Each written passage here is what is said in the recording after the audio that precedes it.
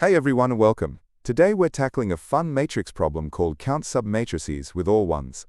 The goal sounds simple, but finding an efficient way to count them all is the real challenge.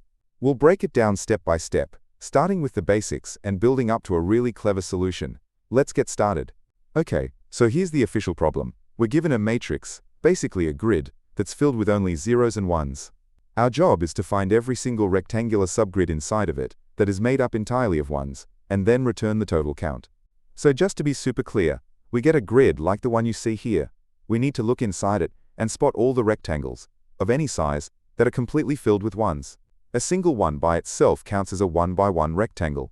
Then we just add them all up. The example says the answer is 13. That might seem like a lot at first glance. Let's actually find all of them together to see how that number comes about. First, we find the easy ones. The 1 by 1 rectangles are just the individual cells with a 1 in them. If you count them up, there are 6. Okay, simple enough. Now let's look for bigger ones. Can we find any 1 by 2 rectangles? Yep, there are 2 of them, lying horizontally. So now our total is 8. Next, let's look for vertical rectangles. We can find 3 2 by 1 rectangles. That brings our running total to 11.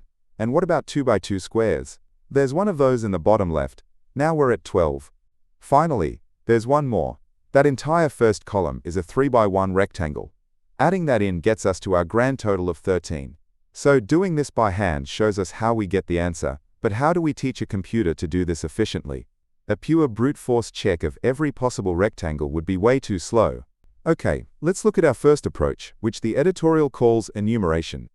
The main idea is to change how we think about the problem. Instead of finding rectangles and then checking if they're valid, what if we iterate through every single cell, and for each cell that has a 1, we ask, how many all 1 rectangles have this specific cell as their bottom right corner? If we can answer that for every cell and add up the results, we'll get our total. To do this, we'll process the grid one row at a time. As we go, we'll keep track of an array, let's call it heights. For each column, this array will tell us the height of the pillar of consecutive ones ending at our current row. For the first row, the heights are just the values from that row. For the second row, if we see a 1, we add 1 to the height from the row above it. If we see a 0, the pillar is broken and the height resets to 0. You can see how the heights array evolves as we move down the grid. Now once we have this heights array for a certain row, we can use it to count. Let's focus on the last row, where the heights were 3, 2, and 0. For each position, say the middle one with height 2, we look to its left. We keep track of the minimum height we've seen so far as we scan left. The number of new rectangles we can form is equal to this minimum height. This process works, but as you can feel, it involves nested loops, which can get a bit slow. Here's what that logic looks like in Python. You can see the outer loop goes through each row. The first inner loop updates our height array. And that third nested loop is where the counting happens. For each cell j, it looks backwards to k, finds the minimum height, and adds that to our result. So how fast is this? Well, we have a loop for the rows, and inside that we have nested loops for the columns.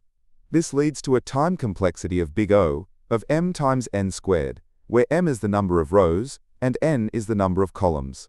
The space we use is just for that height array, so that's big O of n, man batter tau. This solution is okay for smaller grids, but that n squared part can be a bottleneck. Can we do better? Yes, we can. This leads us to approach 2, which uses a clever data structure called a monotonic stack.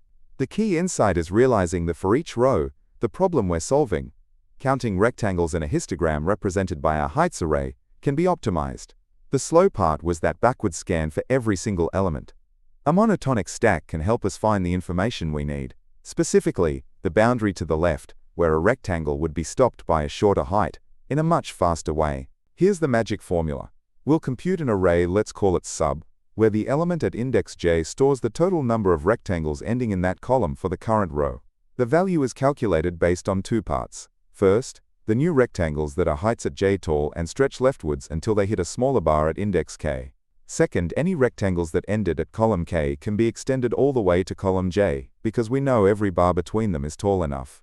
The monotonic stack is the perfect tool to find this k index for every j in just one pass. And here is the code for the monotonic stack approach. The first part, calculating the height array, is exactly the same as before. The difference is in the second half.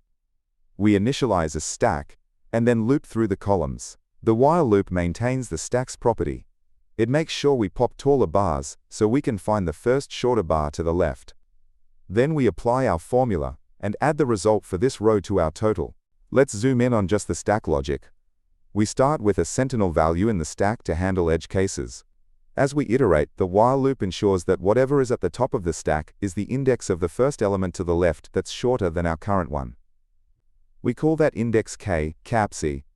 Then we apply the formula. We calculate the new wide rectangles and add the count of rectangles we're extending from column k. Finally, we push the current index j onto the stack for future elements to use. This new approach is a big improvement. The time complexity is now big O of m times n.